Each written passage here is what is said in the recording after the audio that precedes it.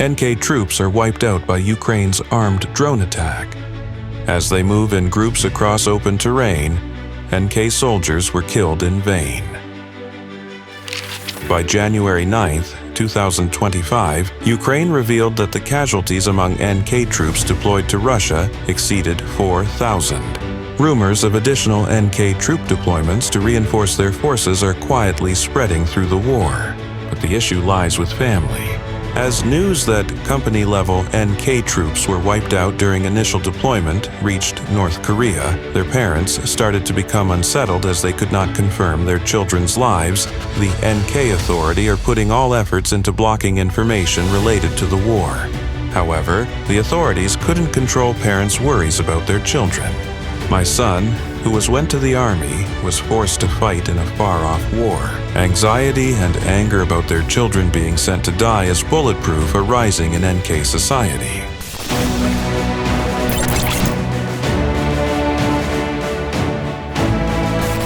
A handwritten letter captured from a deceased NK warrior in Ukraine.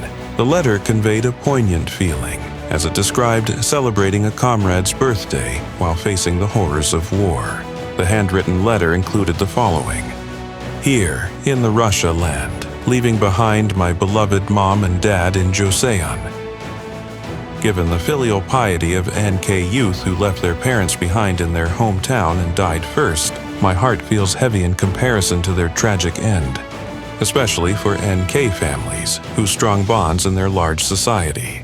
Escaping from the NK, risking their lives while carrying their young children on their backs and leading elderly parents have difficulty moving. NK defectors dedicate their entire lives to bringing their children left in NK to South Korea. Any fears and ideology cannot stop their love for their parents and families, even though the NK Authority controls their citizens with tyranny and indoctrination." Reckless decisions and misjudgments by Kim Jong Un sparked the anger of NK parents.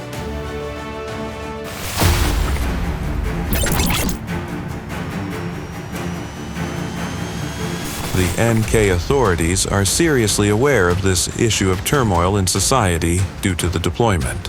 South Korea stated that NK has been relocating and isolating the families of soldiers deployed in Russia.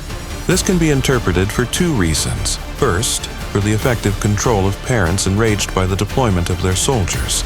This measure is to enhance their control over them and to prevent the alienation of the public by separating the potentially unsettled citizens from the local community.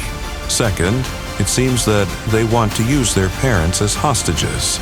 This means that the authorities are using their parents as hostages to prevent the deployed young soldiers from desertion. NK soldiers, with their strong family bonds, cannot easily change their minds because of their parents. However, in mockery of this measure, the news of the massacre of deployed soldiers is quickly spreading throughout NK society. That's the reason why the NK Authority hesitates to carry out the second deployment, despite the urgent situation in the war in Russia. What causes turmoil among the parents of deployed soldiers above all is whether their children are alive or not. Because they don't know whether their children are alive or not, they can't surrender and are only in anxiety and rage. NK Authority try a new way to manage internal turmoil caused by deployment. That's the delivery of the death notice. This is a death certificate for the bereaved families in North Korea. The bereaved family that receives the death certificate will receive monetary benefits, such as housing and employment.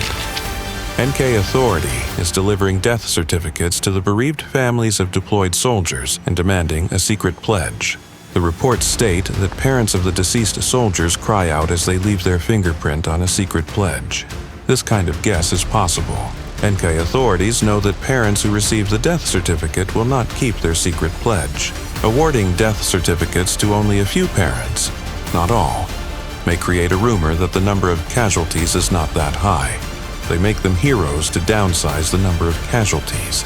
That's a hidden strategy to calm down the turmoil of citizens by giving them hope that their children will return alive.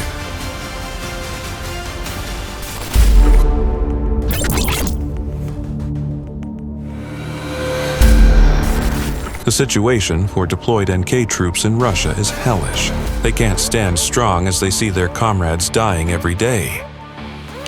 According to various news reports, the issue of NK soldiers binge drinking has been reported to be severe.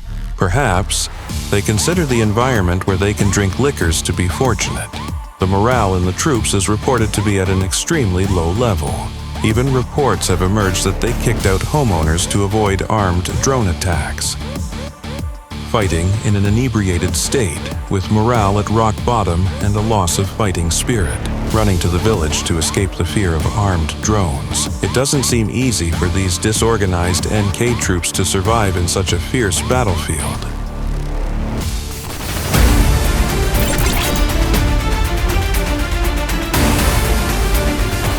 With the inauguration of President-elect Trump, discussions about a ceasefire or the end of the war are rising in the international community. NK troops should return to their hometowns when the war stops, and parents of deployed soldiers who did not receive death certificates may believe that their children will return to the hometown. However, they will not return. The control of public waves through death certificates, which was merely a temporary solution, will eventually backfire on the authority with even greater results. My son, who hasn't come back from the war. The pain in the hearts of those parents is already felt deeply by the listeners. The truth about this deployment, once revealed, will accelerate the collapse to the NK regime.